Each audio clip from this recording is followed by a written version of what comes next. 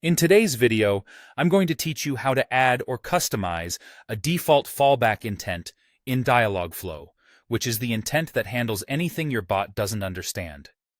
Let's dive in. First, you'll want to open your agent in the Dialogflow console. Once you're in, navigate to the Intents section. Here, you'll find a list of all the intents you've created for your agent. Now, every new agent comes with a default fallback intent automatically generated for you. This intent is crucial as it captures all the inputs that don't match any of your predefined intents, providing a safety net for unexpected user interactions. Locate this default fallback intent in your list and click on it to begin editing.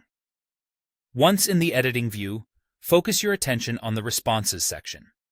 This is where you can alter or enhance the messages your bot will deliver when it encounters an input it doesn't recognize. Think about the tone and complexity of these messages. They should be clear, concise, and aligned with your chatbot's personality or brand voice to maintain a seamless user experience. For added precision in handling unexpected inputs, you can introduce what's known as negative training phrases. These are examples of user expressions that should not match your standard intents. By incorporating these, you guide Dialogflow to direct such expressions specifically to the fallback rather than attempting to match them with existing intents. In some cases, you might need to tailor a fallback intent to respond only within a certain part of the conversation.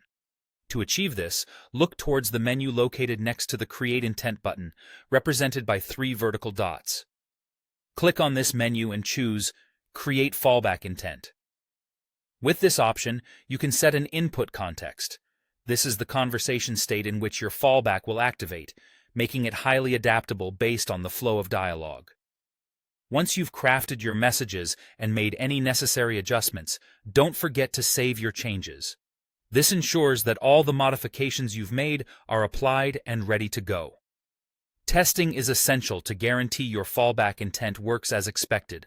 Go ahead and type something into the simulator that deliberately doesn't match any of your defined intents. Observe how your fallback intent responds to this input. This will confirm whether your setup is functioning correctly. And that's it. You've successfully added or customized the default fallback intent in Dialogflow, equipping your chatbot to manage those tricky, unexpected inputs more effectively.